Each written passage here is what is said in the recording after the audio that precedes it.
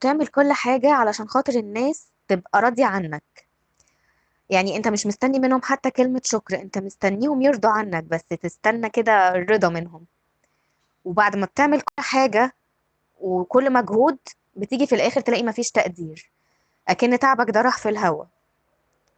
الغلط على فكرة مش في الناس، الغلط فينا احنا. الإنسان اللي مش بيقدر نفسه بيبعت رسالة للعالم كده، بيقول لهم أنا مش مهم، على فكرة أنا مش كفاية، اعملوا فيا اللي انتوا عايزينه. على فكرة كل واحد فينا مهم جدا، وكل واحد فينا ليه رأي، ولازم الناس اللي حواليه تحترمه.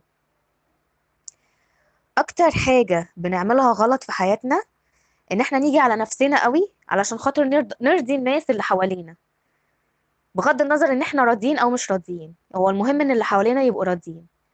اي حد عندي من الناس اللي حواليا يطلب مني حاجة اقول حاضر من عينيا الاتنين، واقوم واعملها على اكمل وجه. بعد ما اخلص حد فيهم بيقول شكرا؟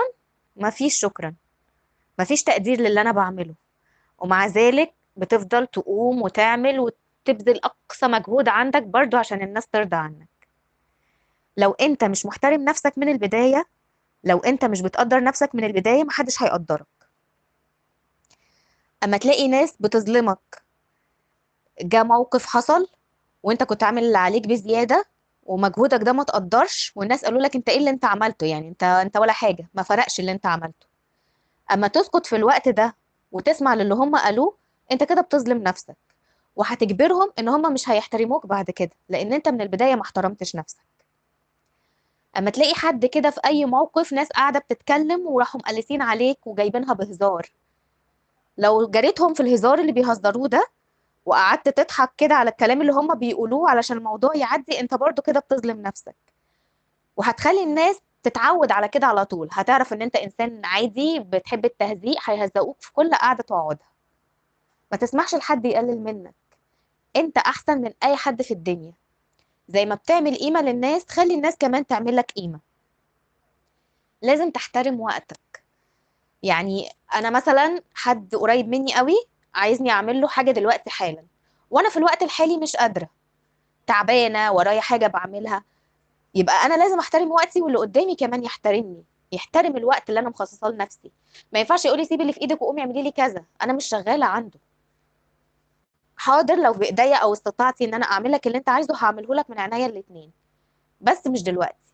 في الميعاد اللي انا حدده هقوم اعمل لك اللي انت عايزه كله. بس ما اجيش ابقى انا فاضيه ما ورايش اي حاجه، وعادي لو قمت اعمل الحاجه اللي هو طلبها مني واقول له لا، دي كده قله تقدير. لكن لو انا فعلا مشغوله ومش قادره، اعتذر بكل هدوء كده واقول انا مش قادره اقوم دلوقتي، عادي خالص، ايه اللي هيحصل يعني؟ لو حطيت لنفسك حدود، هتخلي الناس اللي حواليك تعرف مين قريب منك ومين مش بيبقى قريب منك، او بيبقى قريب عشان الحاجه بس ان هو محتاجك ساعتها. اللي هيستهين بيك ما تسيبهوش يعملها تاني. اللي هيقولك ايه يعني وقتك المشغول ده، هتشتغل انت في ايه، وراك ايه، ايه المهم في حياتك؟ لو سبت الناس تقولك كده هتفضل مش مهم على طول، هتفضل في عيون الناس على طول مش مهم، محدش هيقدرك. خلي بالك ان الناس هتتعامل معاك زي ما انت ما بتتعامل مع نفسك. يعني لو انت بتقدر نفسك وبتحترمها، الناس هتقدرك وهتحترمك. لو بتيجي على نفسك على طول، هيفضلوا يجوا عليك على طول، محدش هيقدرك. لو كل ما حد يطلب منك حاجة تقول له حاضر حاضر حاضر وتقوم تنفذ في وقتها، الناس هتقرب منك عشان هما محتاجينك بس. لكن لو انت قلت لهم لا، هتلاقيهم بعدوا عنك. حصل موقف وانت في الموقف ده مش غلطان، بس لقيت ان الانسان اللي قدامك قلب عليك الترابيزة وعايزك ان هو ايه، يبين لك ان هو متضايق منك جدا، فبتقوم معتذر له علشان ما تخسرش الشخص ده. كتر الاعتذار من غير لازمة غلط في حقك انت، هيخلي الانسان اللي قدامك عارف ان هو مهما عمل فيك ومهما غلط فيك، انت اللي هتيجي وتعتذر له في الاخر. والحكايه دي بتكون جامده قوي بين اي اتنين مرتبطين، وخصوصا عند البنات، لان البنات بتكون قلبها حنين شويه وبتخاف ان الشخص اللي معاها يسيبها او يزعل منها او يخاصمها. فمع اي مشكله حتى لو هي متضايقه تروح وتعتذر، طب معلش، طب سامحني، طب انا اسفه، طب مش هعمل كده تاني، وتبقى هي اصلا مش غلطانه. بس هو عارف خلاص ان هو مهما هيعمل، هي اللي هتيجي تتاسف له وتعتذر له، فهيكبر دماغه منها، هيعرف على طول ان هو اللي ماسك زمام الامور، وان هيغلط مهما يغلط هي اللي باقية عليه وهي اللي هتفضل قاعدة معاه على طول. لما تضحي بوقت راحتك ووقت نومك علشان تعمل مصالح لناس وهم موفرين نفسهم وموفرين جهدهم، ده غلط في حقك. انت اللي في الاخر اللي هتتضر. لازم تهتم بجسمك، تهتم بنومك، تدي وقت لنفسك. ما تخليش حد يضيع لك وقتك الخاص بيك.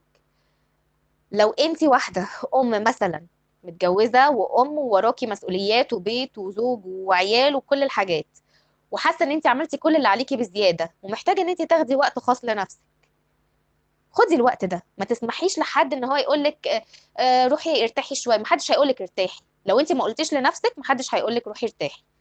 لازم انت اللي تاخدي الوقت ده لنفسك على طول. ولو جه حد قالك معلش لا ما تقعديش دلوقتي انا محتاجك ضروري، لا انا عملت اللي عليا وخلاص تعبت، انا مش قادره اعمل لكم حاجه تاني. ربع ساعه بس كده مع نفسي وهطلع اعمل لكم اللي انتوا عايزينه تاني، بس سيبوني ارتاح شويه. لما هتقدري نفسك وتقدري وقتك، اللي حواليكي هيقدروكي وهيقدروا المساحه الخاصه بتاعتك. في بقى شويه ناس كده كل ما بيشوفوكي بيبقوا غيرانين منك بس ما بيبينوش الغيره دي.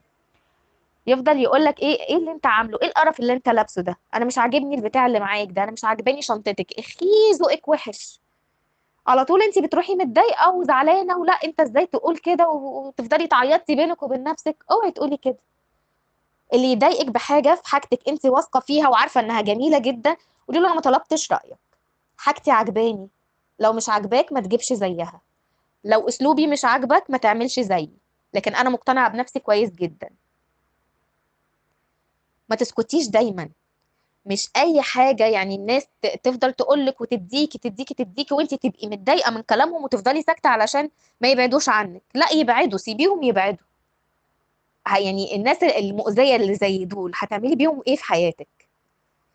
لما يبقى في وقت محتاجه تدافعي فيه عن نفسك دافعي فيه عن نفسك، بس ما تفضليش تدافعي طول الوقت علشان تثبتي لهم حاجه هم مش عايزين يقتنعوا بيها. ان شاء الله عنهم ما اقتنعوا. طالما انت عارفه نفسك صح، ما بتعمليش حاجه غلط، ما تثبتيش للناس ان انت صح. اللي عايز يقتنع من اول مره على عيني وعلى راسي، اللي مش عايز يقتنع براحته، عنه ما اقتنع. اما تيجي تحبي حد، لما تحبي حد من غير احترام لنفسك هتتوجعي. لما تقعدي تقللي من نفسك على طول علشان الحد اللي قدامك يبان انه احسن منك، عشان تكبريه في عين نفسك فيفضل قاعد معاكي ما يسيبكيش، انت كده بتتوجعي. انت بتقللي من نفسك زياده وهو هيفضل يقلل منك. ما تفتكريش ان انت لما تيجي على نفسك وتفضلي تسامحي وتعتذري وتيجي على نفسك وعلى اعصابك علشان ترضي الشخص اللي انت يعني عايشه معاه او اللي انت بتحبيه، ان هو كده هيلزق لك وهيبقى بيحبك. لا بالعكس، هيلاقيكي انسانه ضعيفه وبرضه هيبعد عنك. فقدري نفسك انت عشان اللي حواليكي يقدروكي. وخلي بالك اللي بيحبك مش هيقلل منك. كتير قوي بيكون ناس مرتبطين مخطوبين متجوزين، وتلاقي شخص من الاتنين بيقلل من الشخص التاني، مش بيقدر المجهود بتاعه.